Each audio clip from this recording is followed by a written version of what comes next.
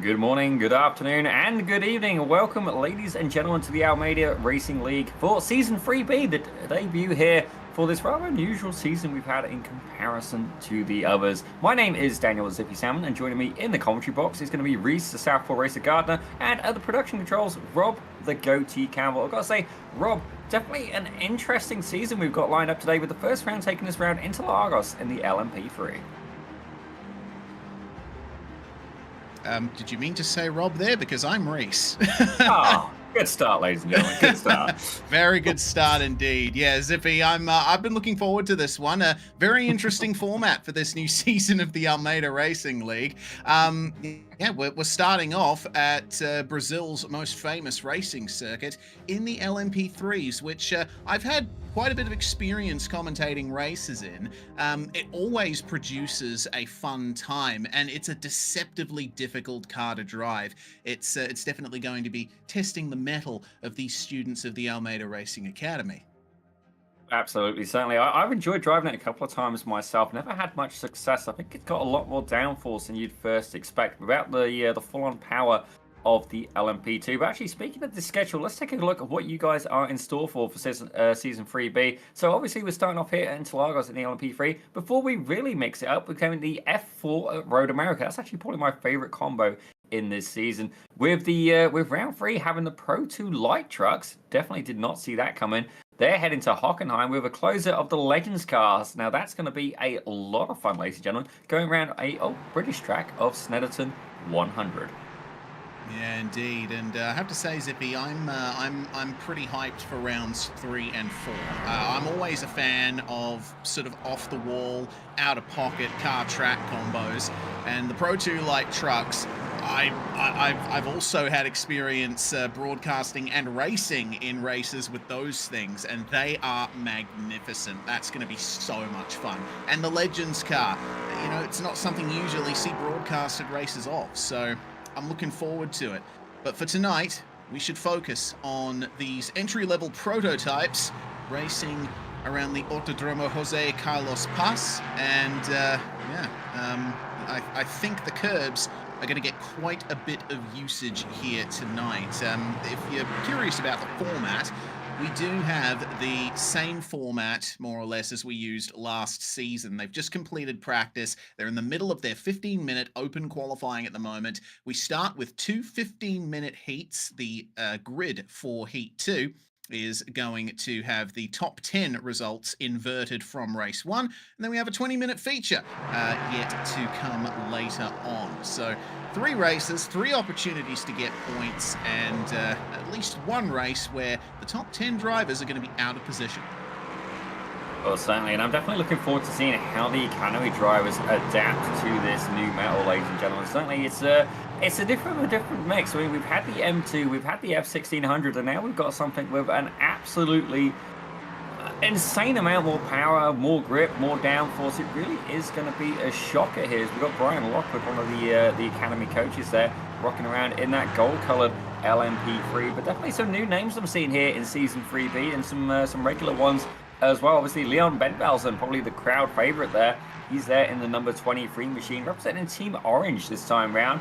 But definitely a lot of newcomers in here as well. A huge warm welcome to them to Top Split. Indeed, I think Leon's going to be happy with the orange being from, I believe, the Netherlands. So I think, orange a very appropriate colour for him. Matt Larkin is also part of the orange team as well. So pretty good driver lineup for Team Orange, and Larkin is our provisional pole sitter for the moment. Actually, just as I say that, Ben Wilson goes fastest, down to a 1 minute 30.2 in qualifying. The fastest time from practice was our coach, Kane Halliburton. He set a 1 minute 29.1. That is the time that these drivers are chasing, looking for about a second's worth of time around this very difficult lap. Yeah, definitely. Interlagos, I do like driving the track, but honestly, I've never had any talent there. And ladies and gentlemen, if you're wondering where you can find some sim racing talent, I am not the man for that.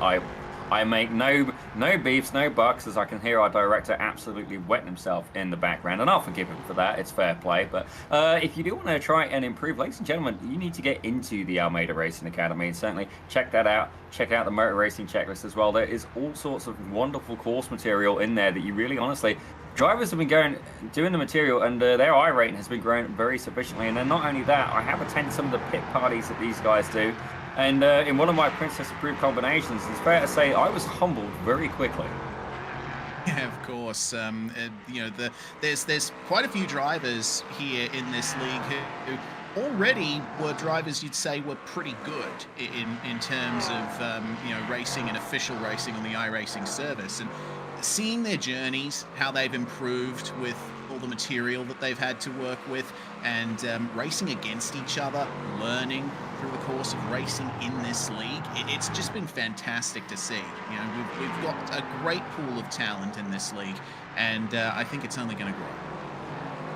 Absolutely, and certainly I'm looking forward to them having this really varied schedule as well. Don't get me wrong, I do enjoy the seasons where we have had the championships, especially the team championships as well. Really interesting dynamic, and honestly, it's worked very, very well. I was pleasantly impressed, actually. You know, I had some reservations initially going in, but it's fair to say it's been absolutely incredible. But certainly, seeing this mix-up and stuff like that, I think it's going to be a good bit of fun, and we're kind of trying to get ready, synced to the official iRacing season as well. But certainly for the season 4, I do know a little bit of information. I'm not going to share it on stream, but definitely going to be a lot of fun. So you still got that to look forward to as well. All right, my interest has been piqued. We shall see what details emerge as on board with Valdas Vansevicius, hailing from Lithuania, part of Team Green this time around, and he's one of the drivers who's looking to break further into that top 5 there, currently 5th, and we'll see if there's any improvement for him on this lap. 1:31.5, that's a second off his quickest time. John Morandini, driver who is new to me, in the number 3, just going to P6 there. Cairo ends, rounding out the top 10. It looks like John was able to get some slipstream off his purple teammate there. Yeah, definitely. I don't think there's a team championship for Season 3B, but definitely I do love the variety of colours we've got as well, and it keeps everything uniform. Honestly, seeing Cairo ends in a car that isn't red is actually a little bit confusing at this point, but that's just force of habit. We're just used to seeing him in the F1600, which I've got to say, actually, Reese, reviewing it as well, just on your own opinion, you know, F1600s, M2s, you know, which was your favourite season out of the pair of those? Hard to pick, but you know, F1600s are very close to our heart here at Pit Road Productions, and we saw some fantastic racing every single round in the F1600s, so that would probably be my pick. Cars that were very strong in the slipstream, everyone was always close. You know, there were obviously big incidents and crashes at some rounds, but by and large the racing was hard yet respectful, which is what I love to see when I'm sitting up here in a commentary booth. We are getting the grip, power and aero dependency levels up with the LMP3s though, so it'll be interesting to see how that affects the racing between all these drivers. Probably their first time racing against each other in this kind of car, so maybe look for a bit of a shifting of the running order here. Yeah, definitely, and either way, we still see some familiar names at the top of the field. Leon Bentval's taking this like a duck toward it. Actually, this is Matt Larkin. Actually, Valdas Vansevicius, I think this may be more in his wheelhouse. Definitely, we've seen him a good couple of times, but he's not. I mean, in fair play to the guy, he's not usually at the top of the pack, but obviously this is working incredibly well for him. Currently in P3, representing that green team very, very well. Sammy Hendricks doing quite well. Ian Joyner, I know, is an absolute weapon in an F1600. He's currently resting in P6, a very fast driver nonetheless. And let's give a little bit of a shout out as well to the number 13 car of Jeremy Childers, certainly for the F1600 season. I do remember he narrowly missed out on getting into Split 1, and certainly I've had the pleasure of talking to him a couple of times, and I attended the pit party. He was there. We had some good wheel-to-wheel action, but congratulations to him for making it into the top split. Yeah, of course, and he's making a good case for himself at the moment, sitting in P9. pretty close times there at the back half of the top 10. We have 4 drivers stretching from 8th to 11th, all in the 1 minute 30.5 bracket. So that's looking like some pretty close competition there. And don't forget, the 10th place is one that we're going to have to focus on a bit in race 1, because that is going to be pole position for race 2.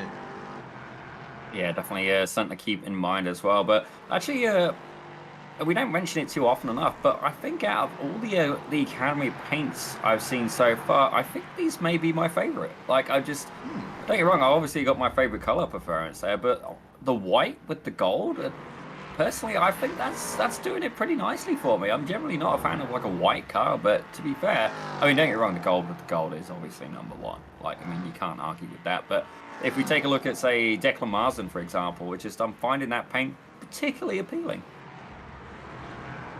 Yeah, it's very nice indeed. Very complementary colours on that white livery. You know, these liveries have always been nice, in my opinion, both on the M2 and the F1600s thus far. But yeah, the way that they work with these LMP3s is just gorgeous. You know, it could pass for an official livery on a real racing car, and I would not complain.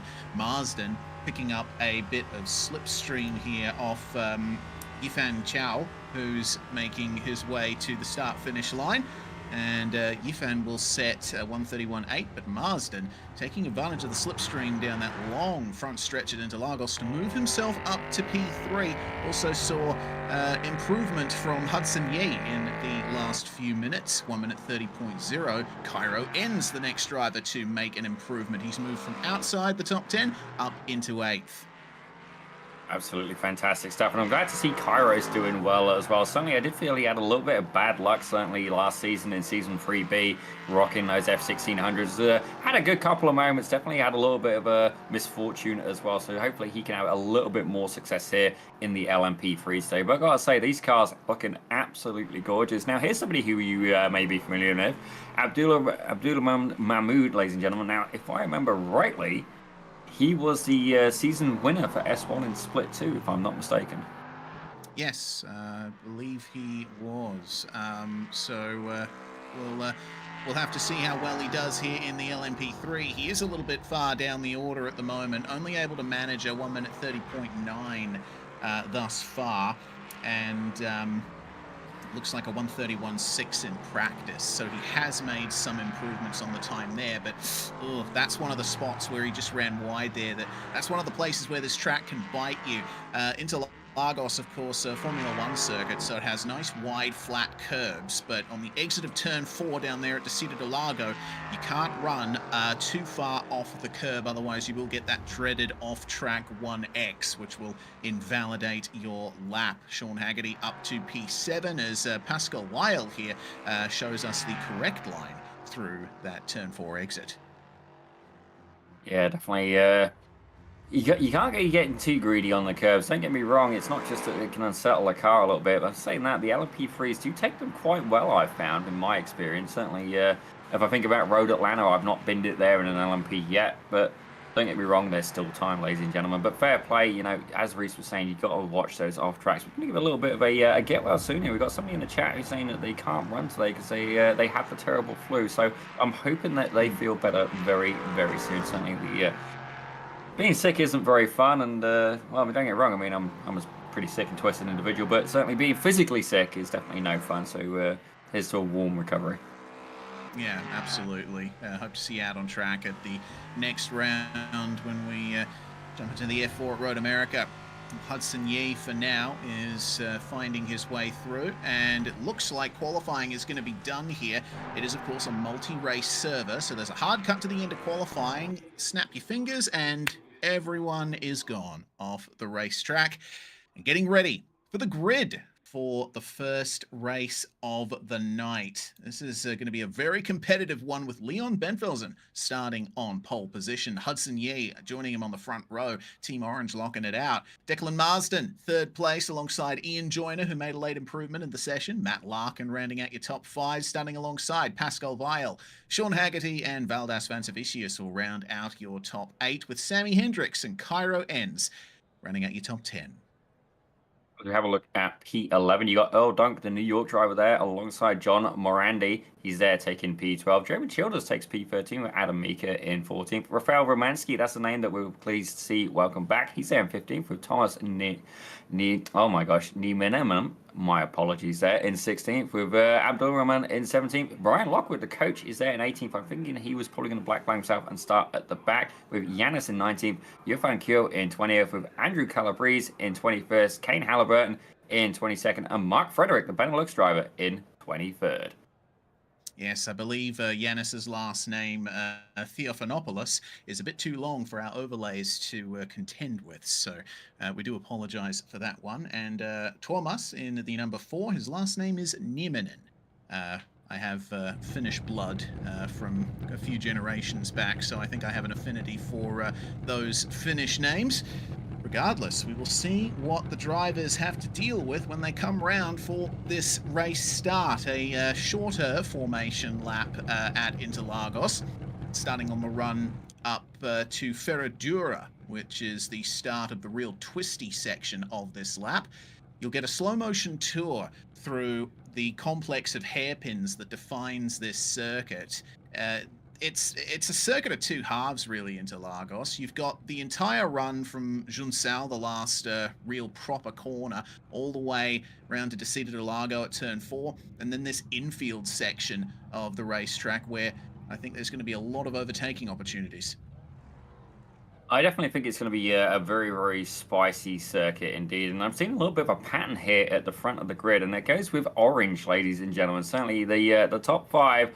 4 out of 5, ladies and gentlemen, that's 80% of the top 5 is indeed rocking that orange livery. With the crowd favourite, Leon Bentvelsen, doing a fantastic job to put it there on pole. Ian Joyner able to move himself up through the field as well. But we've got to wonder, are these guys, well, don't get me wrong, I don't think there's a team championship for this round. I think it's more sort of pick whatever paint you like and have fun with it. And you know what? Fair play to them. I can't fault them for that. The orange obviously being a very popular choice, but and you can't rock the gold. You have to be a coach for that. So that's fair. But they do have novice coaches as well, for which the number 9 car of Sammy Hendricks, he is one of them as well. Absolutely. Rounding their way around here and getting ready for the call to the green flag. The pace car will jump into pit lane, and then the start will be controlled by Leon Bentvelsen. It's a comparatively short run to turn 1 here compared to other tracks of its caliber. So you're going to be seeing them get on the brakes pretty early, but there's going to be a lot of late braking at turn 1 here. If you're trying to defend, you know, you brake really deep into the corners, but you can make moves around the outside at turn 1 here. So maybe we'll see a couple of those when they make their way down the hill for the first time. Yeah, certainly turn 1 is definitely going to be a very opportune moment to try and make a pass, certainly, especially with this long straightaway as well. It's obviously it's a Brazilian Grand Prix circuit as well, so certainly some of you guys may indeed recognize this from basically the big racing circus that travels all over the world. But ladies and gentlemen, wow, that is a busy start. This is not going to end well. That's got to be a record. How many we got there? 6 wide, 7 wide? Oh my gosh, I have a feeling turn 1 is literally going to be a bag of Skittles, but Leon Bentvelsen makes it round. We've got a spinner there. Not really surprised at this point. And oh my gosh, chaos, panic and disorder. It looked like Brian Lockwood may have got caught up in that as well, but a few do indeed emerge victorious. That has got to be the most absolutely crazy start I have ever seen. Yeah, that's incredible. Wow. Hudson Yee was the one who really brought all of that out there. He just got, I think he actually caught the rear corner of Ian Joyner, and that spun him around in front of the entire field, and they're all just trying to take avoiding action there. Unfortunately, we've lost Sean Haggerty, Adam Mika, and Abdul Rahman Mahmoud from the race as a result of that, but a clean start for Leon Bentvelsen, as there's a spin for Cairo Ends, it seems. We'll get a replay of the start here. Joyner was very quick on the uptake there when the green flag was called. Mahmoud, he had spun before turn 1. I think that was a separate issue to everything that was happening in front of him. I'm still trying to take in this whole grid at this point. Like, that is the busiest start I've ever seen. You see, it looks like one of the purple cars getting a little bit of a nudge in there, and then literally it is just a well, I think Skittles is definitely the way it went on that one, and definitely a few people who, for lack of better words, will not be tasting the rainbow of victory on that occasion. But it's worked out very well for Leon Bedvelsen in that number 23 machine. He's out there in front, currently rocking about a 1.2, 1.3 second gap over the 21 of Pascal Whale, doing a good job as well. Actually, the field surprisingly still quite close together, but I can say that number 18 car of Eldonk currently have a meatball flag as well.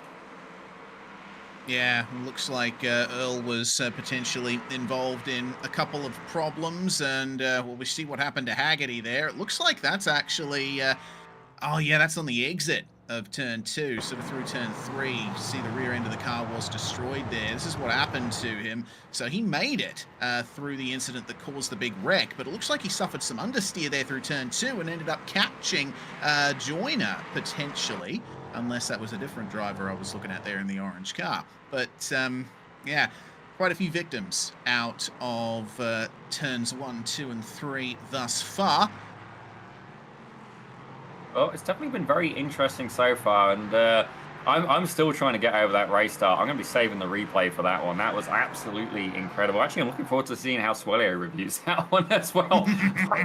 I don't know if I'd want to be on reviewing that one. Certainly from a stewarding point of view, absolutely not. That's why we don't get into doing race control, ladies and gentlemen. Certainly not voluntarily anyway. But right now, there is a hard charger in the number 22 car of Yifan Chow. They're currently up an absolutely astonishing 13 positions. Fair play to them, as a couple more incidents have indeed occurred, but Leon Bedvelsen just setting the fastest lap. Yes, indeed. Leon Bedvelsen, like you say, has taken to this car like a fish to water. You say that, no. I think he's binned it. Yeah, oh no. Well, I don't think I can call that a commentator's curse, because it happened right before I said all of that. Bedvelsen lost the rear coming into turn 1. Oh dear. Well, he's back down to 5th now, as Joyner and Hendricks went by him. Kane Halliburton as well has been having a few adventures, very late on the brekes into turn 1, locking up and going for a spin himself to avoid all of that. Of course, if a coach ends up spinning you and they get a penalty, you'll get championship points if that system is carried over from previous seasons. So obviously, they want to avoid giving that kind of advantage to the students. Yeah, certainly Mike Sargent was probably the biggest person for liking to have a battle with the coaches. I remember it very, very fondly. Certainly, he put the elbows out so wide, as you see there. Look at that. We have a 4-car train going on, ladies and gentlemen. Ian Joyner, Sammy Hendricks, Leon Bedvelsen. He was able to stay onto that lead pack, and Matt Larkin. Now, these guys have all raced together previously. Certainly no new names in that mix there, but definitely great to see these guys working together. Don't get me wrong, I will have to check and get confirmation just to see if there is indeed a team's championship going on again. I don't believe so, but if there was, good day for Team Orange. Yeah, indeed. Lovely to see them flying in formation like this. Of course, we've got to remember that Bedvelsen is the fastest of them all there. Oh my goodness, Yifan Chow defending from Brian Lockwood, or at least attempting to. Lockwood getting around the outside of him in turn 1. Looked like they were running the ragged edge there in the battle for 7th place. Looks like Chow is making his way a little bit further up. This is how Brian Lockwood got it done. One of our coaches here, and well, he got onto the racing line coming into turn 1. Bit of a lock-up from Yifan there, and geez, the rear end was dancing around for Lockwood, but he managed to get that move done very nicely. That's why he's the coach in this circumstance. Yeah, definitely the LMP3s are indeed bringing a fresh set of challenges here. As you see, Pascal Whale, he's currently out there in front, a new driver to the, well, the new driver to Pit Road Productions, and definitely able to make this car work. Now, we have been wondering a little bit about the car. We've driven it a few times, but there is indeed no anti-lock brakes. So certainly that does indeed make a little bit challenging. So if you're wondering why you're seeing these little puffs of smoke, little jets of expression, you could say. Well, ladies and gentlemen, that is indeed why. As we got one of the white cars, I think that was Yanis. No. There's more contact there as Thomas Neiman. Oh my gosh, Neiman. This is not a good day for Neiman. My apologies. Yes. I'm going to sack myself from Pit Road Productions with these pronunciations if Richie Swindell doesn't do it for me. Oh dear.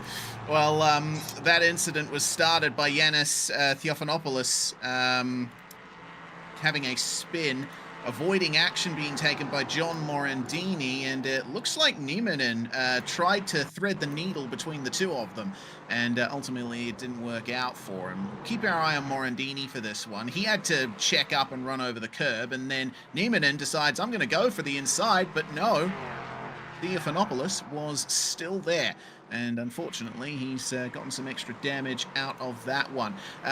The other thing, obviously you need to be careful in these cars of lighting up the rears. I do believe the LMP3 has traction control, so you got to be careful not to slide them too much out of the corners, otherwise the TC will kick in and make the slide even worse. There's also some further subtleties to driving this car when it comes to downshifting. One thing that I've noticed in broadcasts of LMP3 that I've done in the past is that drivers often have problems turning in when they're downshifting. It's apparently very easy to induce a compression lock in these cars, which is basically when you downshift too quickly and the engine basically locks up the drivetrain, the rears lock up and you spin. So potentially we might see a bit of that here in this race. Yeah, certainly does remind me of the AMG GT3. That was always known to be quite potent for that, as we see battles continuing on throughout the circuit. As Brian Lockwood there, he just had something interesting happening. I believe he's just towed to the pit, so I'm not quite sure there what happened with the coaches. Certainly not a good day for them here today, but don't get me wrong, they are driving on the very bitter limit. So let's see exactly what happened to the number 19 car. The Florida driver, Mr. Brian Lockwood, often does a little bit of incident review after, as he's there going into turn one, and decides to do a little bit of a photo op there for the crowd. Yes. Well, got on the brakes a bit too late into turn one, decides, okay, it's all done for me now. So the coaches are going to have to wait until race 2 to really make that challenge to the students here. This battle for third is still on here between the orange cars. Ben Vilsen has not been able to really make any moves on Hendricks or Joyner. And if anything, they've lost time to Matt Larkin, who is currently the fastest car on the track. He holds the fastest lap at a 1:30.0. 1 minute 30.2 or thereabouts is what he set on the last lap. He's picking up the slipstream off all three of these guys in front of him, giving him a big boost down the straights. And, well, we'll see if he can make some moves going on here. Pascal Weil and Valdes Vansevicius, meanwhile, they've responded well up the front. They just set 1 minute 30.0s as well. Pretty much matching what Larkin has been able to do. So there's good pace from the top two and from Larkin in sixth. Question is, how are those? How's that orange quartet going to work out here? Yeah, I don't know if these guys are going to be fighting amongst themselves or if they're going to try and catch up there to P2 and catch up with Valdes Vansevicius. Certainly, I'm really happy for him to see him doing so well here at P2. I'm nothing but happy for the guy. Certainly, he's raced hard a good couple of seasons, and it'd be great to see him get on a podium. As I'm seeing that Sean Haggerty has indeed cleared a meatball flag, so that's good news for him. As I've got a hiccup there, ladies and gentlemen. Leon Bedvelsen, though, moved himself up into P4. Indeed. We'll leave Zippy to stand upside down and drink a glass of water, and I'll lead you through the next 30 seconds or so of action. As Ben Velsen has made his way up into fourth, making that move on Sammy Hendricks, and now his next target will be Ian Joyner. Coming down to Junsao, the final sort of slow to medium speed corner of the lap before you're flat out all the way to turn one from here, through these left-hand kinks and then through this lovely blending left-hander which is called Subida dos Boxes, and then the final kink cutting across the pit entry here on the way down to the start-finish line. Lots of speed being carried by these guys. I'm seeing speeds of over 250 kilometers per hour on the way into turn one. And well, this is looking like a fun time between the orange cars, but they are not making up any time on Valdes Vansevicius up ahead of them. They are keeping him in their sights. However, they're not quite able to run fast enough to catch up. Yeah, certainly. It gets very interesting when you start getting these team dynamics here. If you want to try and you know, you want to try and gain ahead, you really need to have the guy at the front having that lead pace, having that advantage, and able to pull you up ahead. As we got a quick replay here with Mahmood, let's see what happened to the number 20 machine here. Just gets a little bit off track, Oh. unsells the car, and a bit of a tag slapper. And oh, I thought they was going to keep it out the wall, but I will say this though. We've seen a couple of the rear clamshells come up, and I actually got to check out the engine bay on these LMP3 yet. But certainly opening up the opportunity on the rare occasion one of these drivers gets it wrong.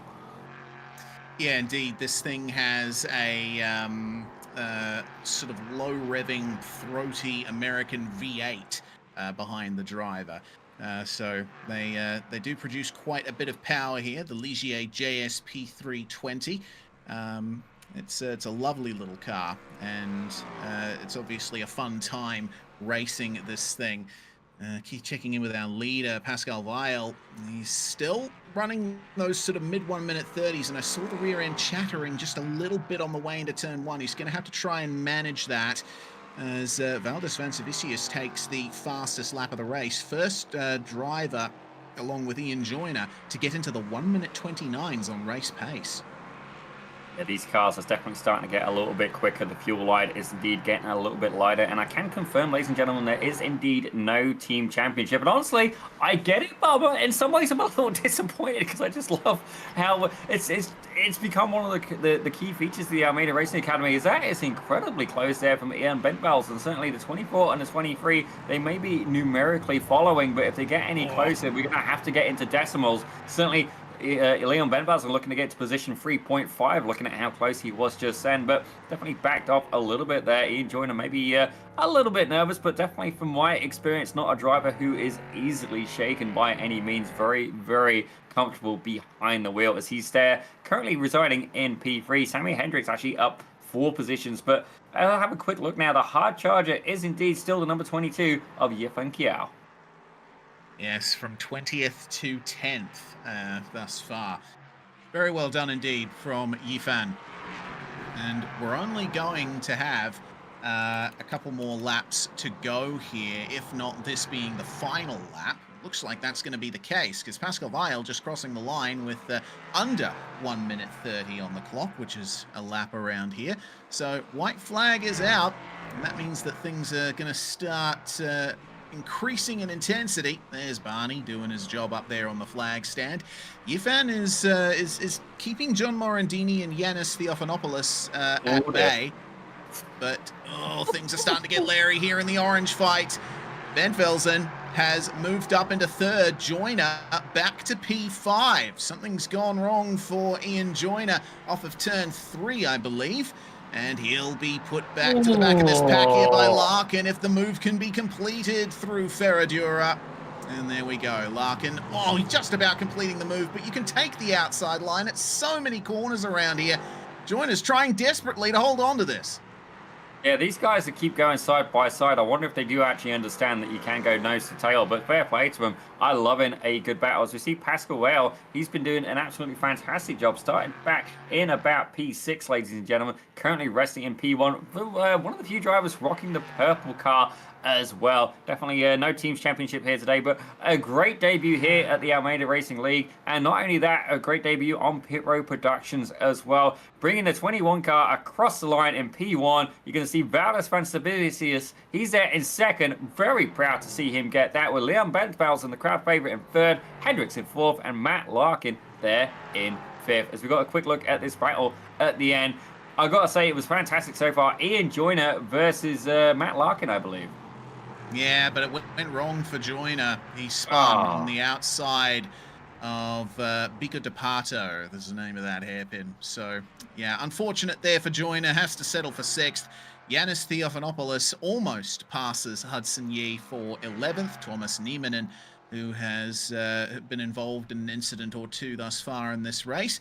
Still managing a P14 finish, which is 2 up from where he started. We had some horrid luck for a few of the faster drivers here, all thanks to that big turn 1 incident.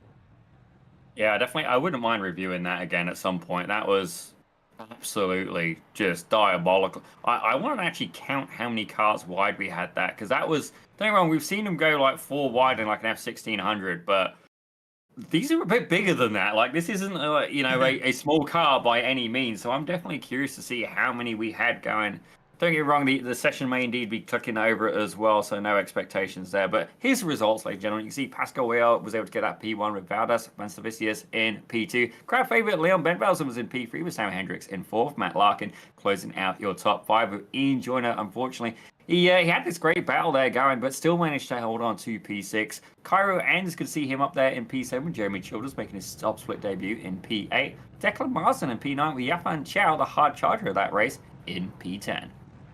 Yeah, and catching up the pole position for race 2 in the midst of all that. So this has been an incredible turnaround for the number 22. Starts on pole with Marsden alongside him, with Childers and Enns on the second row, Joyner and Larkin P5 and 6. Fourth row being Hendricks and Bentvelsen, with Vansavicius and Weil rounding out the top 10. Hudson Yee, he started in second for race 1, but he'll have to start 11th for race 2 alongside Yanis Theophanopoulos, with Morandini, Nieminen, Lockwood, Mahmood, the next 2 rows. Earl Dunk going to start P17 with Rafael Romansky in 18th. Halliburton, Calabrese, Haggerty, Adam Mika rounding out your field. I believe Mark Frederick is not taken to the start of the races, though he was present in practice.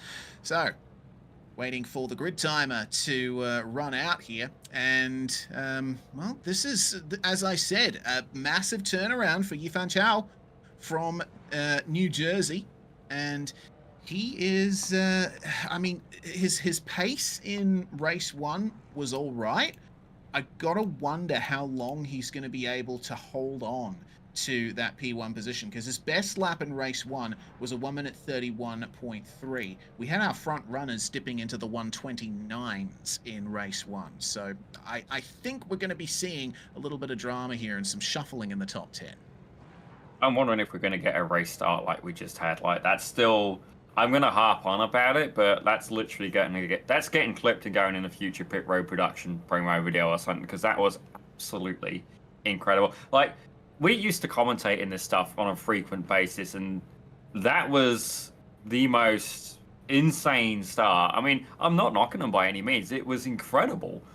But I'm looking forward to seeing how Swelio reviews that, because I don't even know where to start with that. I reckon Swelio's going to get at least a 45-minute video out of reviewing that start.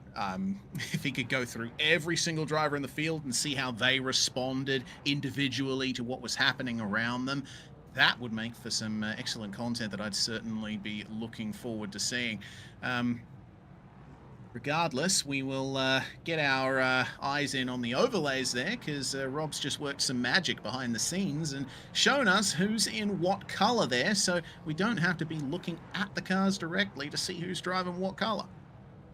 Yeah, definitely. I got to say, Rob Campbell, he's a very talented producer. He's actually a decent guy as well. I mean, who'd have thought you could have both, ladies and gentlemen? He's good people there, certainly.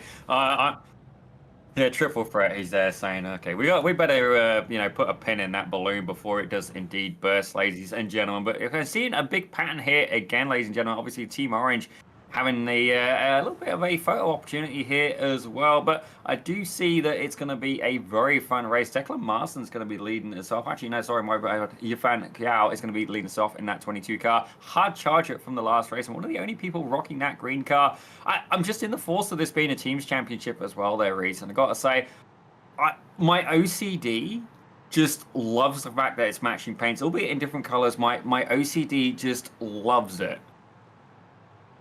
Yeah, it's really good. All that being said, I would think that putting a pin in a balloon would burst it. I guess we'll leave that discussion for after the show.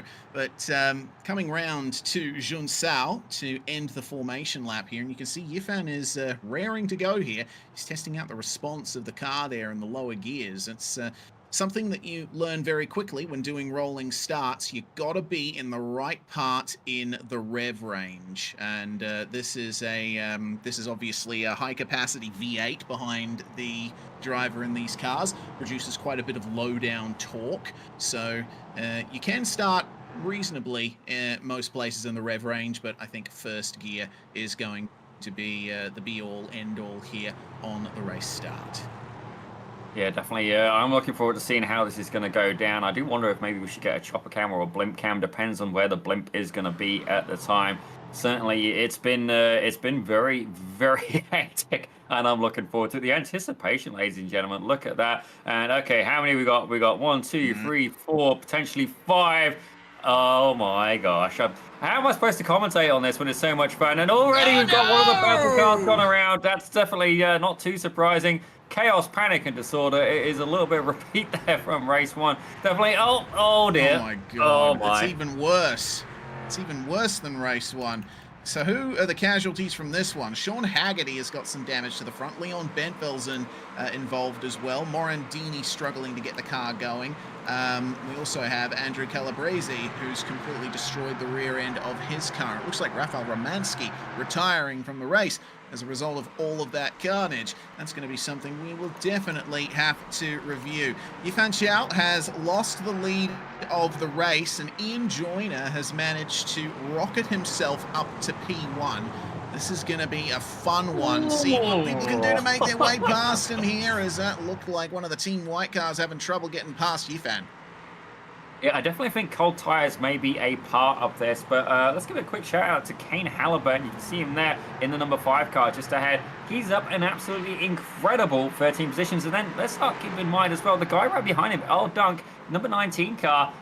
18 car, my apologies there. I need to put my glasses on. He's up an incredible 10 positions so far, so definitely making some great attrition at the start of this race. Already getting incredibly spicy, but Ian Joyner already been able to put himself up onto the top spot, and this is the opportunity that he needed to try and run away. But Valdas Pansavicius, he's currently there in P12, down 3 positions from the start. Can he improve and potentially secure a second podium, as you see a battle going on there? Yeah, it looks like Valdas had his fair share of problems there on the start here, as we'll keep an eye on Jeremy Childers as the central car in this. We had a car spinning before the first corner here, and oh man, Childers spinning around there, and the chaos just erupted from there. It was Morandini who was the spinner at the back of the field, as we see the rear end going for Andrew Calabrese. And Bentvelsen, one of the cars involved in all of that as well, at least looking like one of the least damaged cars out of all of that. Well, Declan Marsden finds himself in P3 now. He's one of the only cars to actually somewhat maintain the position he started in here, and he's under a lot of pressure from Matt Larkin. Let's see what he can do. Try and nail the exit out of Junsao and maintain momentum down the straight. Yeah, definitely. I've just had an interesting thought race, and it's one that we haven't actually mentioned yet during this broadcast, but the LMP3 has a, for lack of better words, a very claustrophobic seating position. Certainly it is not for everybody. Certainly maybe we can get a little bit of a cockpit view here. This is on the, well, I would say the passenger side of it, ladies and gentlemen, but obviously I don't think you're really taking passengers in an LMP3 car too often. There we go. Thank you very much, Rob. And as you can see, it's pretty closed in. To say there's a blind spot would be a bit of an understatement there. That right front pillar, while beefy, while safe, definitely a little bit intrusive there, and I do spy a beautiful bit of carbon fiber as well. So definitely some beautiful high-end materials, but the visibility out of this car, don't get me wrong, I'm sure with a good FOV you could definitely improve it, but for those that run on a single screen, maybe a little bit of a liability. Probably the best time to run a VR setup.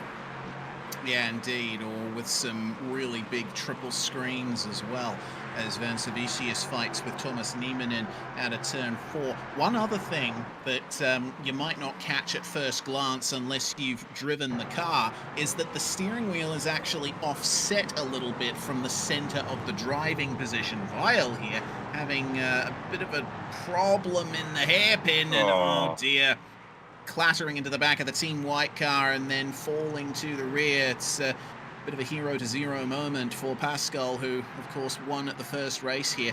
But, yeah, as Kane Halliburton makes his way around Matt Larkin here on the run down to Junsao, one of the things that you'll notice about this car is that offset in the steering position. It's much like how the LMP2 has the steering slightly offset. If you look very closely, look at the entire screen, you'll notice that the steering wheel is actually a little to the right of where you think it should be. And that's something that has annoyed many iRacers to no end. But that's just how these lower level prototypes are set up. Yeah, definitely is a little bit different. I do wonder if they could make a center seat version, but then again, I'm also probably thinking of something like a Radical SR3, SR8, or indeed an SR10. Definitely a fan of those machineries. The Cairo ends going side to side here with Declan Marsden. Now, I did see a little bit of contact there. You have got to wonder as well. I do remember Swelio doing a video or a course about, you know, the safe way to have contact, and I've just seen a little bit more of it, as it looks like they're going to go 3 wide. Certainly, Kane's putting a nose in. Generally, 3 wide doesn't end very well, but I don't believe it. They've all managed to get around.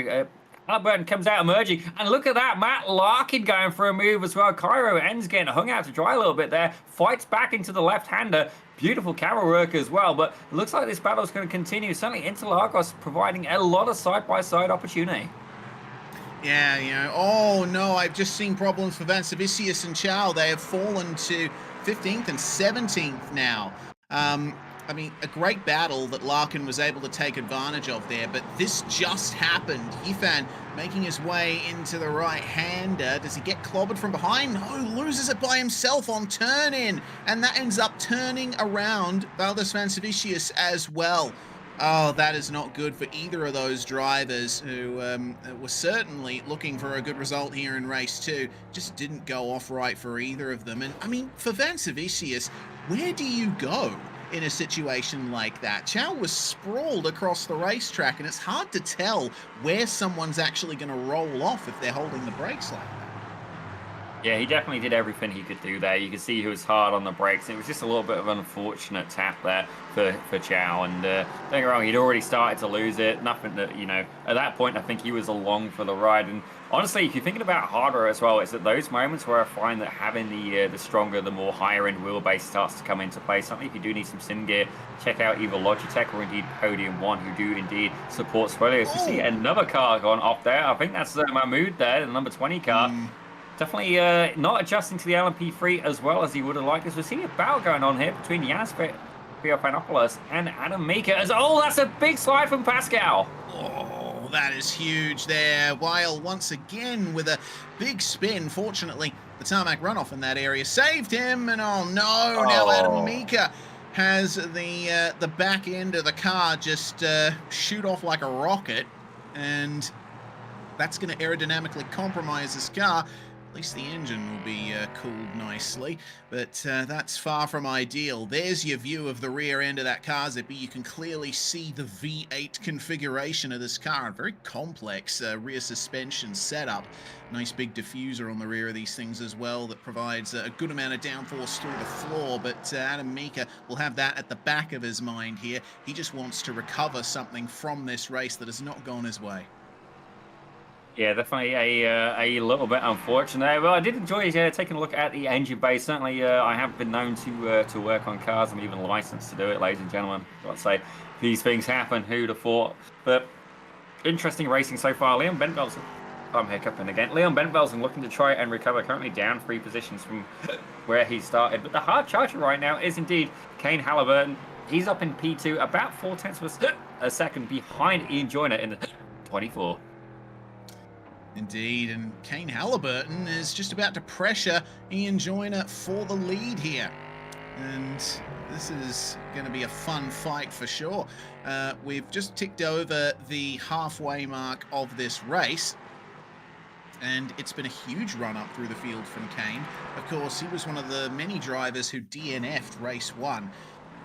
This is another view of Adam Mika, whose troubles seem to have continued there. Rear end already unstable through turn 1, and through turn 2 just decided to let go on him again.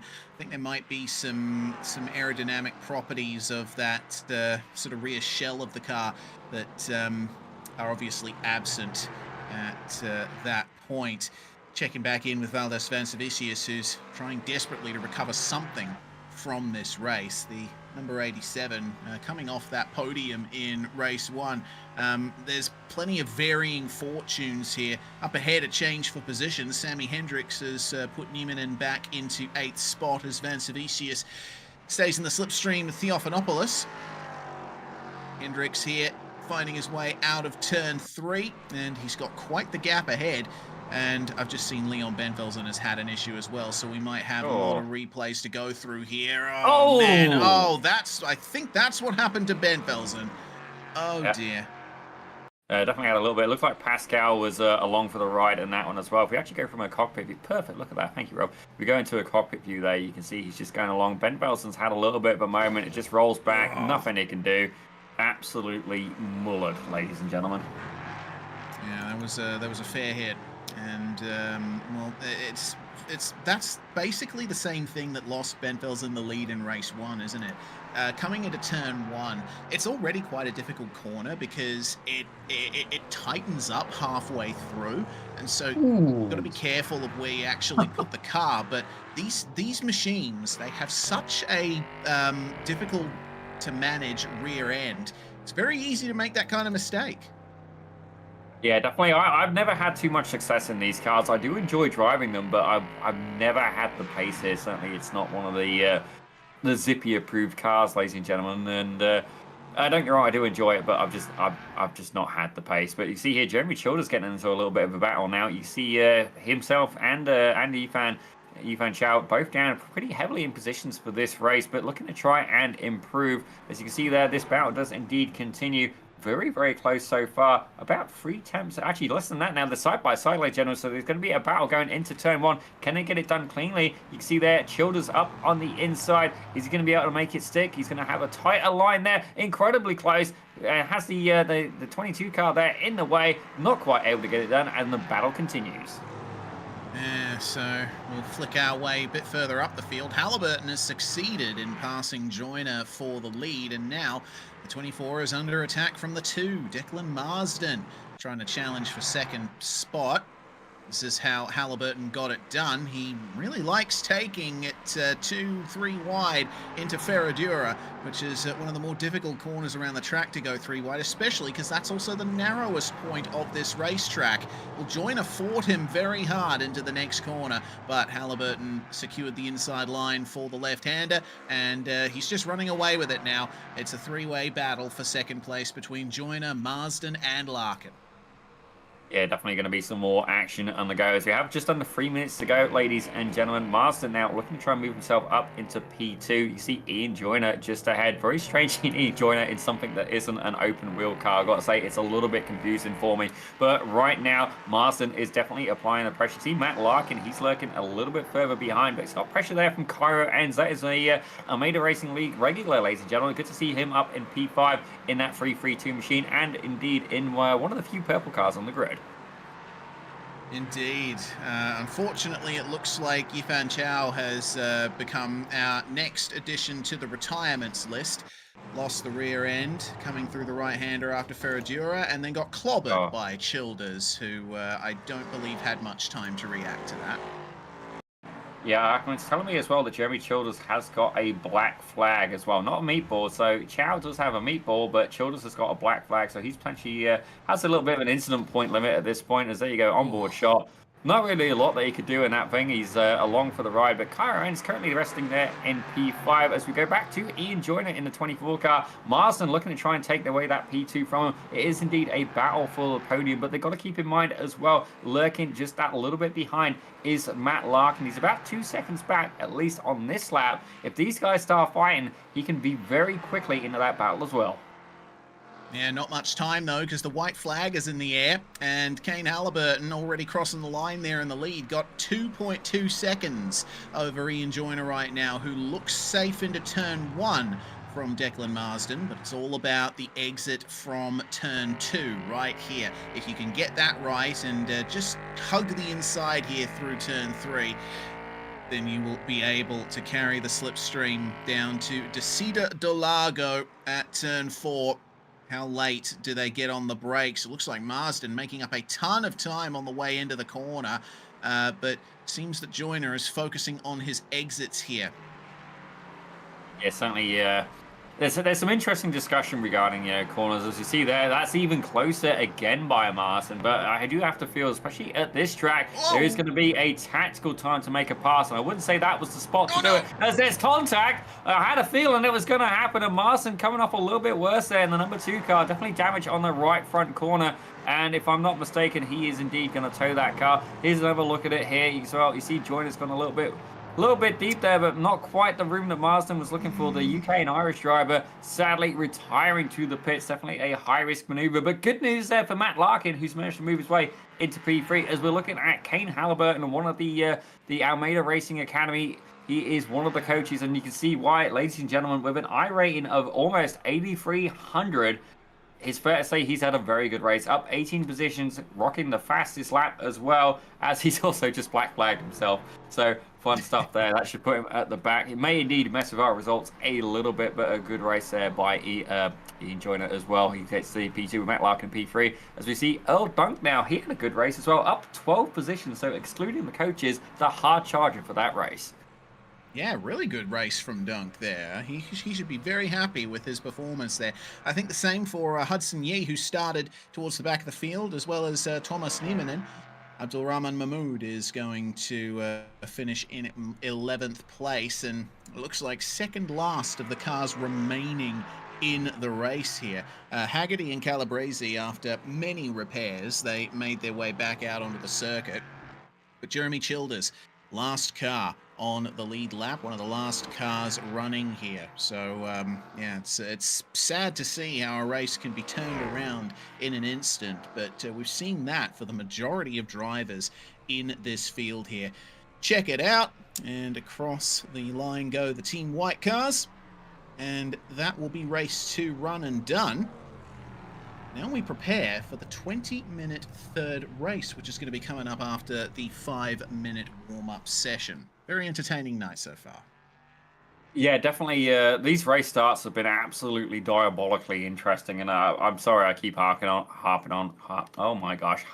about them. But here's a look at the results. Now we are going to put Kane Halliburton. He did black flag himself. He was actually P1, so take this with a grain of salt, ladies and gentlemen. But if not, we've got Ian Joyner up there with Matt Larkin right behind. Cairo ends not quite able to get in the podium, depending on how you rule those black flags. Earl Dunk, Sammy Hendricks, Hudson Yee with Thomas. Oh my gosh, Niemann. Hey, much better. They're in P8. Ladies and gentlemen, with Valdis Pansavicius and Yanis Yanis Fanopoulos closing out what would be your top 10.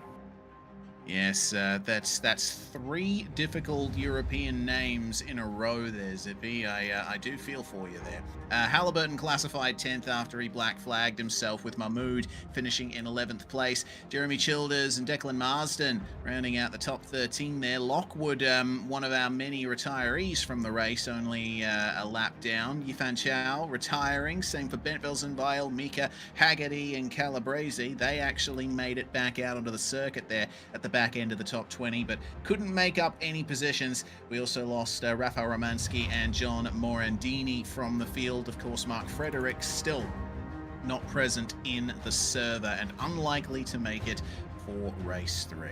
Well, we're in the warm-up session now, which means it's time for us to take a breather. Let's hear from Swelio. The Almeida Racing League is growing fast. Hundreds of drivers, multiple splits, broadcasted races, and it's not just about individual winning, it's a team championship. You race with your own squad, you learn how to compete, and you grow together. And we don't throw you into the races blindly. Every week, we help you prepare with pit parties to train side-by-side battles, workshops with live coaching, 20 driving challenges with full tutorials, and even group raids into official iRacing races after the league night. For just $25 a month, this is the most complete training experience in sim racing. Join us as a member today to start your advanced training and racing with us. I'll see you. Well, ladies and gentlemen, indeed, welcome back. We're 2 races deep so far with 1 more to go. It's going to be a little bit longer now, the extra 5 minutes on the race distance. Certainly going to be a good battle indeed. Now, I do have to wonder, Reece, certainly looking at the first 2 races as well, how would you approach taking this final race?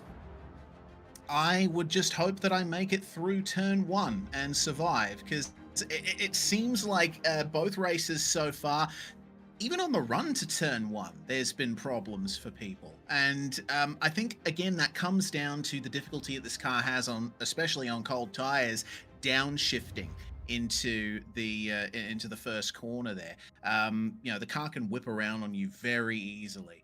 Yeah, I just think I would be angling for the runoff area at the very least, because I know there's going to be something happening in front of me that I might have to avoid. Yeah, certainly. I'm thinking very much the same thing. Don't get me wrong. I'm all for some racecraft, and I generally make a lot of my positions up at the start. I wouldn't say I'm a hero or zero kind of guy, but definitely I see opportunity and I definitely go for it. But I think in this kind of scenario, I think I would honestly be hanging back and just kind of let the race unfold a little bit, and then just try and pick off a few by attrition. Don't get me wrong, if you want to be on the podiums, you need to push as hard as you possibly can. But you know, sometimes, you know, you can't just go off like a firework. You need to preheat that oven and then just, you know, have a nice slow burn, as to say. Yeah, I'd probably, compared to the first two races, I mean, it's only an extra 5 minutes, but I'd approach this more like smoking a brisket than roasting a chicken, so to speak. Whoa. You wanna take your time with this. You want to you know, make use of that extra time, and making sure that you make it out of that first lap unscathed is the first step. Well, I gotta say, anybody who is still here and hasn't just decided to order some brisket or anything indeed tasty, we're going to be starting cooking with Reese at some point. I'm sure that's going to have to be coming. I know we floated the idea. I don't know if it's going to be on Pit Road Productions, but certainly we have to think of some kind of edible title, ladies and gentlemen. And I don't know if you want to see me absolutely just mouth watering for some delicious food. It's fair to say both myself and my dog have that in common. We are both food motivated at times. But if we focus back on the racing, ladies and gentlemen, you can see here Adam Meeker doing a couple of practice laps now, and definitely I think the cold tires is a big part of this now. I don't know for sure if the LMP3 got that new tire model as well, but thinking about the LMP2 and indeed the LMP hybrid, or the fastest prototypes that the iRacing does indeed have to offer, the tire model on those, especially on cold tires, is very, very unforgiving, and I do have to feel that you know, it does create an extra set of challenges. But I do honestly think that this is going to be one of those scenarios where you definitely want to, you know, just try and take your time at the start, just stay alive, and then get a little bit of heat in the tires before you start to push. Yeah, I agree. You know, you don't want to be pushing too hard into turn one, especially considering you don't have an anti-lock braking system to save you in these prototypes. It's all about managing your expectations into turn one. Here's the grid then for race two. Ian Joyner going to start on pole alongside Matt Larkin, with Cairo Enns and Earl Dunk on the second row. Sammy Hendricks rounds out your top five alongside Hudson Yee. Thomas Niemanen and Valdes Vansavicius will start 7th and 8th. Our top 10 rounded out by Yanis Theophanopoulos, and we also have Kane Halliburton rounding out our top 10.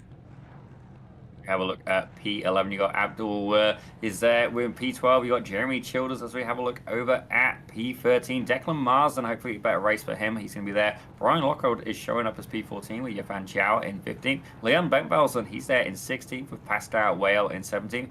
Adam Meeker in 18th with Sean Hagsty in 19th. And Andrew Calabrese closing out your top 20. 21st, Rafael Romansky with John Mariandy in 22nd. And then Mark Frederick, not currently present in the session, but he would be 23rd. Yes, so no points for Mark Frederick coming out of this first round. Obviously, some other issue away from the sim keeping him out of this event. We have an end-of-line penalty already there for Kane Halliburton. I expect the same is going to be applied to Brian Lockwood, so the coaches will start at the rear as the regulations of the series dictate. There we go. Pulling out of line is Halliburton, taking his place at the rear of the grid. Of course, the whole reason that they're doing this, if you're new to the Almeida Racing League, is that there's actually an extra bonus on offer for the students here. The coaches start from the back and fight their way through the field, and for every lap that you defend from a coach, as in keep them behind you once they're within 0.3 of a second of you, you may get extra championship points. That's a nice little motivator to practice your defense skills. Absolutely, certainly. I'm not entirely sure if they're doing it for season 3B. It's definitely a little bit more lighthearted, but in the main seasons, that's definitely something that they've had. And again, giving a shout out to Mike Sargent, he was probably the biggest stickler for being able to cash in on that. It's definitely, yeah. I did enjoy watching the defensive driving here as we see these beautiful LMP3s really catching the sunlight rather wonderfully. And yet again, seeing a pattern here. Team Orange very much up at the top of the field. Indeed, yeah, not blue, and you know, looking cold, but not exactly red hot either. I think it's a nice balance of aggression that this color provides to our drivers here as we get ready for the start of race 3 here. A bit close between our two drivers on the front row as the pace car pulls in, and the green flag will fly. Let's see how much they fan out this time. Well, there we go. That's a nice little jump initially from Earl Dunk and Valdes Vancevicius, but looks like a bit more of an orderly start on the way into turn 1 this time. Up the inside goes Earl Dunk there as the orange cars come together. Looks like Hudson Yee and Sammy Hendricks trying to sort themselves out. Oh, don't speak too soon, Zippy. There was a little bit of contact there, and we have one car off. Dude, you gotta be careful about that. I was waiting for it to go off, Reese, and I gotta say, I'm impressed.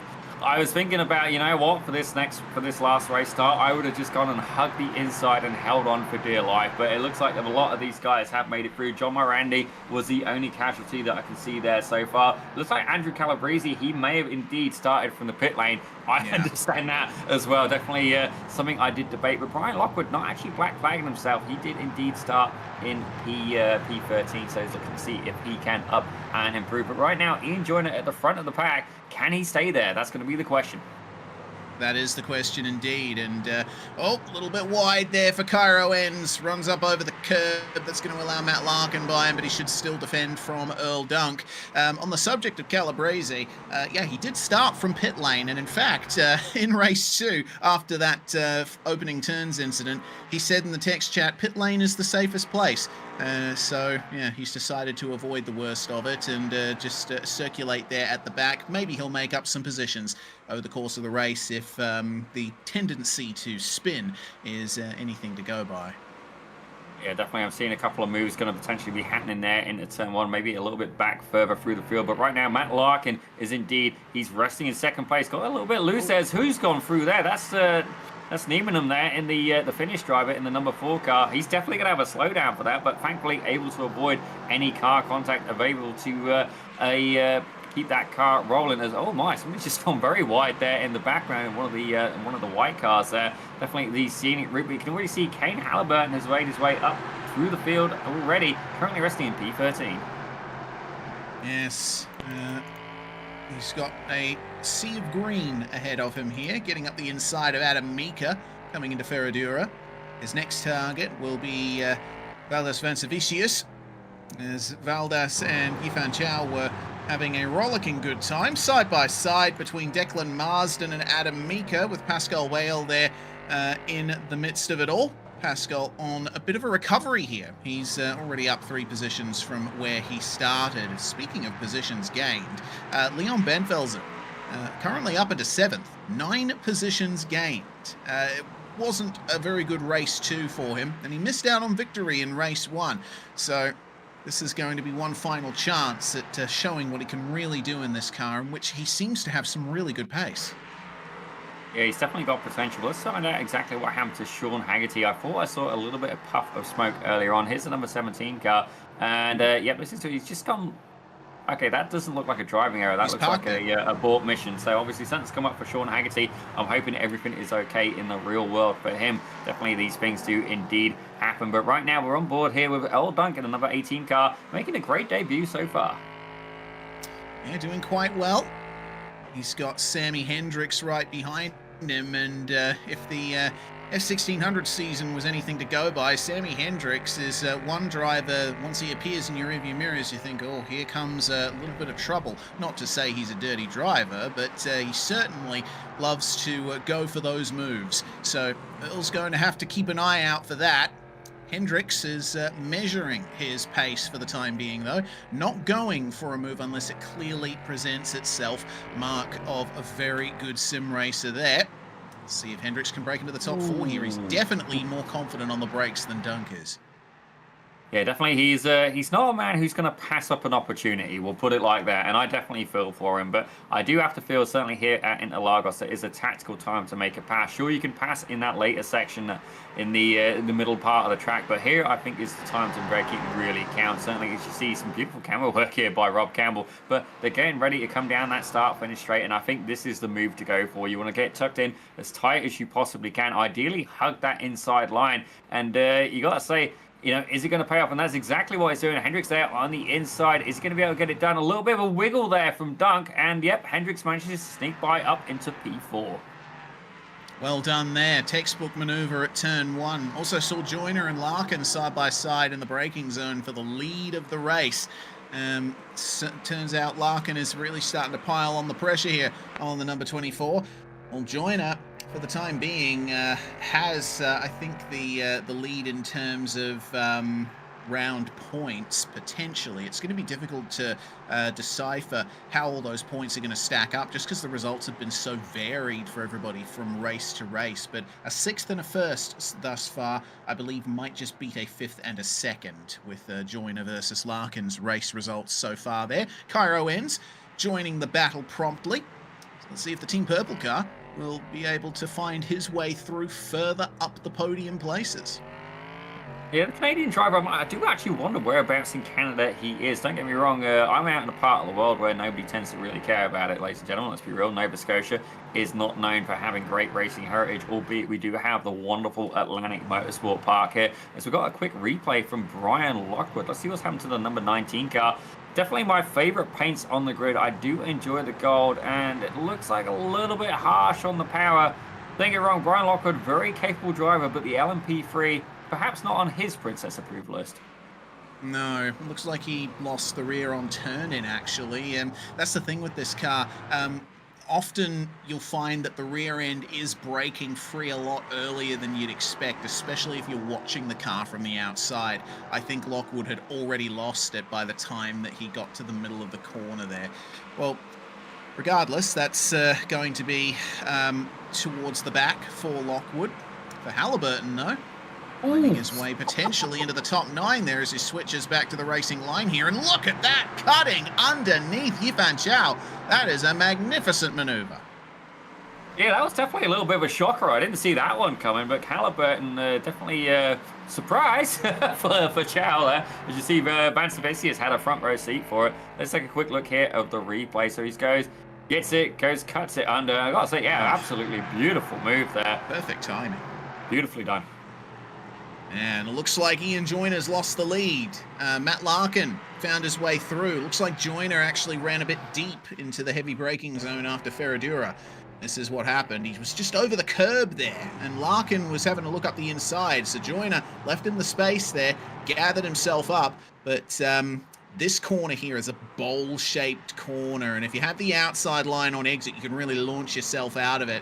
Cairo Ends got involved too, almost succeeded in getting past Joyner, but Ian had the inside line for the run down the hill, so he'll remain in 2nd for now. Yeah, I'm really proud to see Cairo Ends up there in P3. As you see, a little bit of a bounce there from Joyner as he goes up and over the curbs. And it looks like Earl Dunk now is looking to try and fight back on Sammy Hendricks as well. These guys are almost inseparable as well. So we've got battles happening for indeed P2 and indeed P4, ladies and gentlemen. Incredible action so far. It's just going to be the move that Earl Dunk has been looking for. He's definitely applying the pressure. Hendricks is not really a driver to be shaken, though. Don't get me wrong. You can indeed do the other kind of pass. It's called a mind punt, ladies and gentlemen. And honestly, if he gets any closer, there's going to be contact. He's there. He's going up on the inside. Inside at Ferradura, and Sammy Hendricks immediately recognizes it's not going to be a good move if they ran side by side through there, but he tries to come back at the next braking zone. Contact between the two of them. And Hendricks will gather it up in the runoff area, falls back down to 14th place, and just in time for him to get a front row seat to this fight here. Chow trying to recover with Pascal Whale up the inside of him at the Pico de Pato hairpin. This is a lovely view that Declan Marsden has on the white machine behind. Yeah, definitely watching the pass earlier happening in the lead, Declan Marsden definitely would have thought, well, why didn't it go that way? For me, certainly in race 2, he was having the same kind of battle. But Pascal was indeed your race 1 winner. Now, can he move up from P10? He's currently 6 positions up from where he started this race. Leon Benvelsen, he's rusty in P4, actually, the hard charger of this race right now, up 11 spots, ladies and gentlemen, doing a fantastic job there. Definitely a regular here on the Almeida Racing Academy. Certainly good to see him there. As you see, that's one of the coaches. That's Kane Halliburton, ladies and gentlemen. He's having a good race as well. Looking to try and move up. He started at the back of the field. Where's he going? Back to the pits, it looks like. Huh. All right. A ball mission. Yep. Messed up the exit of turn 2, and it seems big problem there for the number 5. Well, Halliburton will take no further part tonight, I believe. So now the battle falls to Larkin, Joyner, and Ends here for the top 3. They're still in that same order as they have been for the last couple of laps. We've just ticked under 10 minutes to go. Half of the race done, half remaining. And it's at this point, I think, if you're in the shoes of Ends here, you've got to gap to the cars behind. You're close by with the leaders here. It's probably not wise to go for the move at every single corner. Try and manage your pace and just see where the drivers in front of you are weaker. Then you can try and set up a move in the final couple of laps. Yeah, that's exactly the same technique I would be having, Reece. Certainly, Ends is... he's no slouch by any means. His I rating actually is quite similar to mine, but he's a lot more talented. I'm not going to deny that. He's about 2,300 I rating, and the 2 drivers ahead of him, Matt Larkin's rocking about 3,700, with Ian Joyner just around the 4,500 mark. So certainly to be able to stay with these guys is incredible talent nonetheless. And I would do exactly the same thing. I would just try and stay with them. It's not worth the risk at this point. Don't get me wrong. He's got about a 3-second gap. As I say that, looking to maybe make a move up on the inside of Ian Joyner. He's certainly thinking about it. He's applying some pressure. It did seem a little bit half-hearted there. I wonder if he's just trying to play a little bit of mind games there to the 24. Oh, there's going to be no mind games here as Marsden gets into the top 10, passes Adam Mika there, and Sammy Hendricks will continue his recovery from his earlier spin here, finding his way through on Abdulrahman Mahmoud just moments ago. And what will Adam Mika do here? Needs to place his car here. Hendricks is... lock up for Mahmoud there. Hendricks is obviously very aggressive on the brakes. He's just stomping on that stop pedal. I get the feeling it might be harming his exits a little bit, though. He is obviously very quick, but yeah, we'll have to wait and see if there's anything more to come here from the number 9. I will expect him to at least move up a few more positions before the race is done. Just needs to manage that. Yeah, definitely carrying a little bit too much curb there, but we return to the lead battle. It looks like Ian Joyner now is looking to try and challenge for the lead. Cairo Ends has dropped back a little bit now. He was very close. He's now about 1.3 seconds back, so he's got to hope that these 2 guys fight. Now, remember, there is indeed no Teams Championships for Season 3B. The guys have picked the car paint based on exactly just personal preference, and I got to say, fair play to him. The orange obviously being a very popular choice, not actually stereotypically what I would have thought was people's favorite colors, but definitely working well on this LMP3. But the thing is, can Cairo Ends stay with this pack? He's closed the gap down to about 0.8 of a second now. He needs to stay with them, try and keep himself up and away from Leon Benvelsen. Yeah, Benvelsen is looking mighty quick. He has the fastest lap of the race, and 1 minute 30.086. That is the official fastest lap. Pascal Weil did run faster, but he got an off track on that lap, so it doesn't officially count for his fastest lap. So we've got drivers further back in the field who are looking rather quick. Benvelsen has clear air. Hudson Yang and Earl Dunk. Oh no, Joyner spun! Oh, like a hard hit as well. No, it was pretty light. To be honest with you, he just got a bit unsettled here coming down the hill. Maybe took a bit too much curb on the inside, and the rear end just said no, thank you, and he slid off. It was a mild bump into the tire bundles, but it could certainly have been worse. Yeah, definitely not what he had in mind, and that's put him back down into P10. Now, I do have to wonder, is that car going to have any damage? It did look like the left rear corner took a little bit of hit. Yeah, he's gone into the pit. So Ian Joyner, definitely not the result he was looking for. But good news there for Matt Larkin now. He's moved up into P1 with a 1.3-second gap. And you see Leon Bentvelsen now back on the podium. I know the chat's going to be very happy about that. Certainly, again, huge thank you to the cheerleading squad here for the number 23 car. But he's going to have to keep it clean and try and capitalize on this opportunity. If you look back behind Bentvelsen, it's about a 3.6-second gap to Earl Dunk. Yeah, and Bentvelsen's pace is looking great at the moment. He's the first driver to get into the 129s in this third and final race.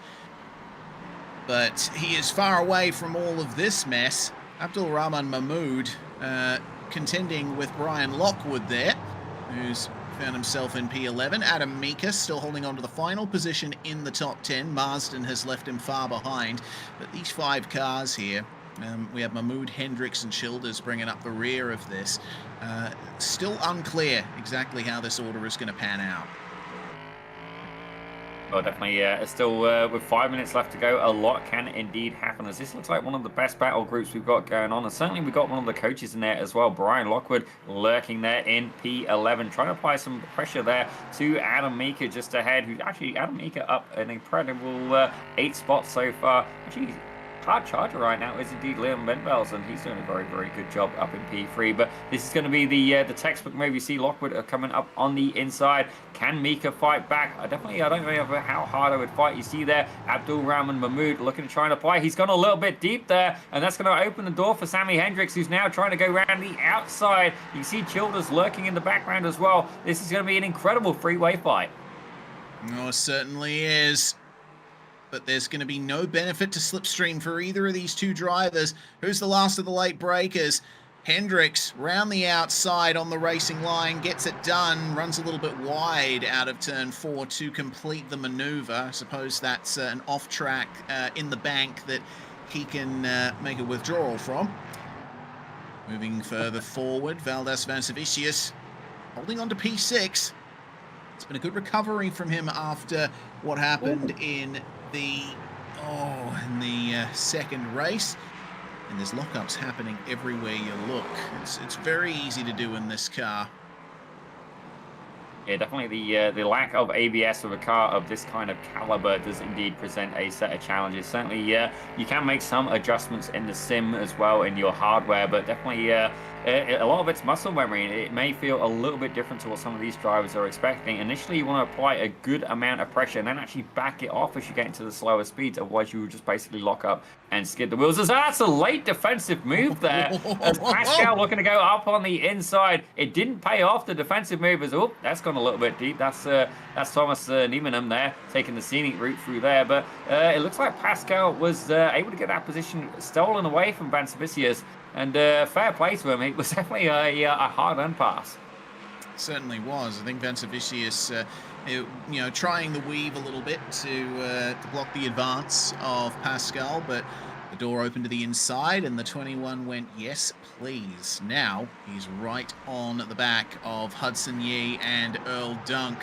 Hudson, of course, with some brilliant qualifying performances here. He started on the front row for race 1, but his race results haven't quite reflected that. Down to 11th in race 1, 6th in race 2, currently running in the top 5 and looking at 4th, but it could be a top 5 if Pascal has anything to say about it. Oh no, I've just cursed him. Hudson Yee into the wall, and the rear end of the car is broken now.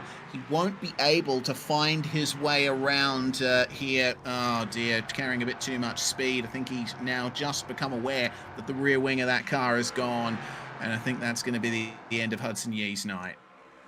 Yeah, certainly. As soon as I saw that rear wing disappear, I'm like, okay, that's going to be the end of him. And definitely a little bit unfortunate. Very very easy to spin these cars both on the throttle and off the throttle, and definitely a unique set of challenges. Gets a little bit of a lock up there. I do wonder if he had a little bit of contact with the back of Earl Dunk there. I do wonder if that helped him go around a little bit, but as soon as that wing checked out, I had a feeling that indeed his car was going to do the same. Let's take another quick look here. Maybe we go for a cockpit cam or something like that. As you see, as he heads into the right-hander, he does get incredibly close. Yeah, definitely a little bit of contact there on the right rear corner, and just unsettles the car, and around she goes.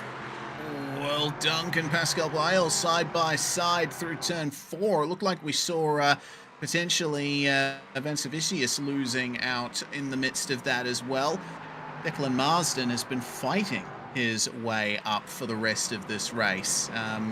Remember, it was only a few laps ago that we saw him breaking into the top 10. It's been a great run for Declan here in the final few minutes. And, well, we've got 40 seconds remaining on the clock. Matt Larkin just about to come out of the final corner in P1. It will be the final lap this time by as the battle for 4th continues. Now Bentvelsen and Whale are both up 13 places. Yeah, there's definitely nothing wrong with that, and Bentvelsen's going to be especially happy to not only see that white flag, but to certainly to be back on the podium, as Cairo Enz is currently about 0.8 of a second back here from the race leader of Matt Larkin. I do wonder, can Cairo Enz potentially get himself up onto the top step of the podium? Certainly, Matt Larkin, I'm pretty sure we've seen on the podium before, but Enz, this is going to be a very good day for him. But what would make it even better? Being on the very top step. Certainly. Well, Cairo ends with the new fastest lap there, and he is absolutely blinding in his pace right now. Defensive line for Earl Dunk here, but Valdes Vansavicius has the momentum out of turn 3. A little bit of a wiggle on the way in for Dunk, and he's going to spin around, almost collects Thomas Niemanen there. But Niemanen put his car in exactly the right place at exactly the right time. Weil now up into 4th place, and Marsden rounding out your top 5. That is fantastic stuff. See what kind of gains Enz can make on Larkin here on the last lap.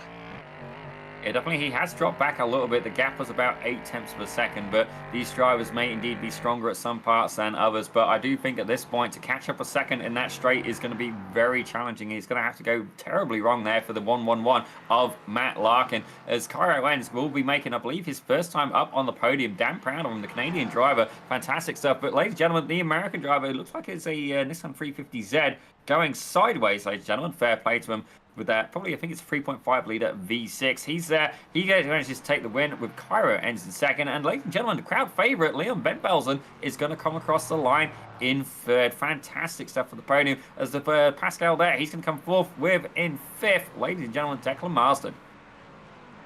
Yeah, lovely stuff from Marsden. Vansavicius winning the battle for 6th there. And Earl Dunk, he'll be none too happy with what happened on the final lap there, or a lap or two.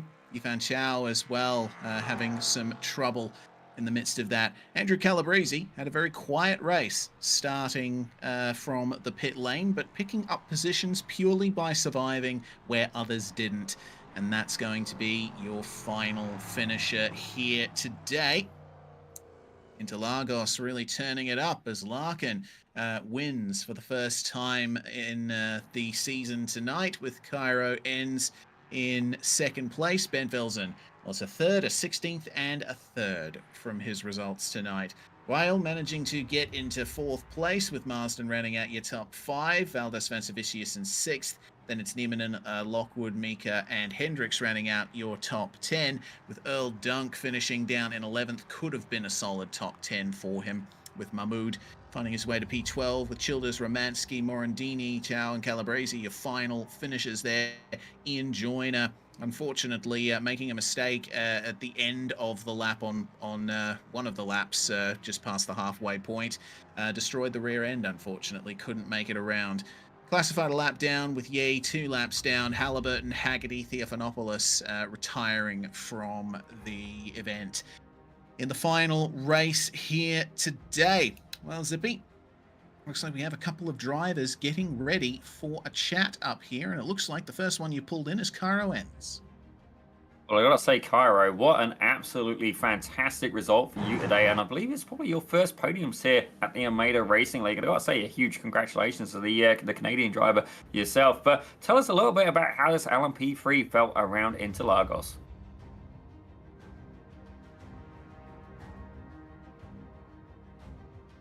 Well, ladies and gentlemen, it appears Cairo is not quite found the functioning mic yet. We'll just Got it. your light.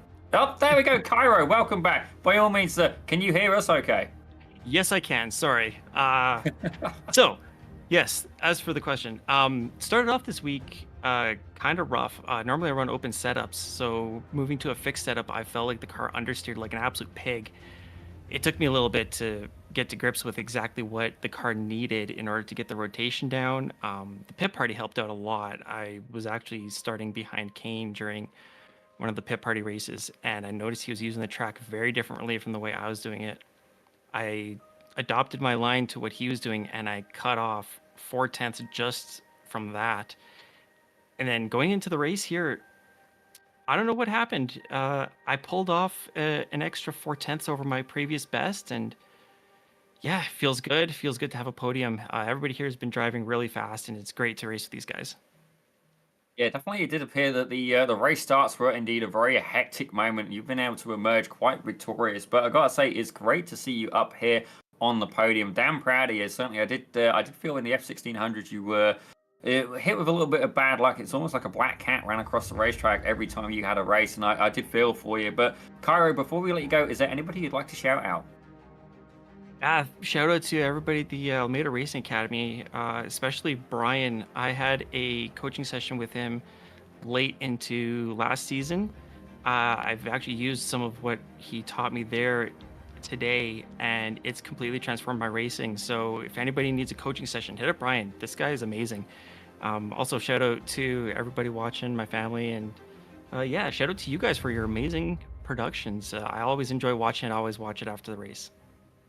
Oh, a huge thank you there to Cairo. And I'd just let you know you had Canadian Cutting Edge in the chat cheering you on as well. Probably a friend or family member of yours. By all means, share around these the links to these broadcasts. We have got absolutely no objections to those being absolutely everywhere. But ladies and gentlemen, your P2 feature winner, oh my gosh, feature P2 in the LMP3, Mr. Cairo Ends, the Canadian driver in the 332 machine.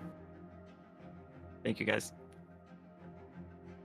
Indeed, brilliant stuff from Cairo Ends. The next driver that will jump in with is, of course, Leon Bentvelsen. Leon, the pace that you had in this car looked very good. Unfortunately, the rear end didn't quite agree with you a couple of times tonight. Yeah. Thanks. Yeah, it's so much on the limit. One little bump can throw you off. It's really difficult driving this car, but a lot of fun. Yeah, it looked like you had a ton of fun out there. And, regardless of your troubles handling the rear of the car, you still got 2 podiums out of the races here tonight. So a really good start to Season 3B for you. Yeah, thanks. Yeah, not bad considering the last one almost from the back. So good points. Glad. Yeah, as you should be. What are you thinking about the next car track combinations? We're going to Road America and the Formula 4 for the next round. I reckon that's going to be a draft fest, and you'll certainly still be in that sort of stiff wings and slicks sort of mode. Yeah, I'm really curious. Just like the LMP3, it's gonna be my first time driving the F4, so I'm pretty hyped to see what it's gonna give me. Yeah, we're very hyped as well. Congratulations on your results tonight, Leon. Is there anyone you want to thank while you're here? Thanks, yeah, everyone, and especially you guys for giving such a good broadcast every time again. So good to keep it up.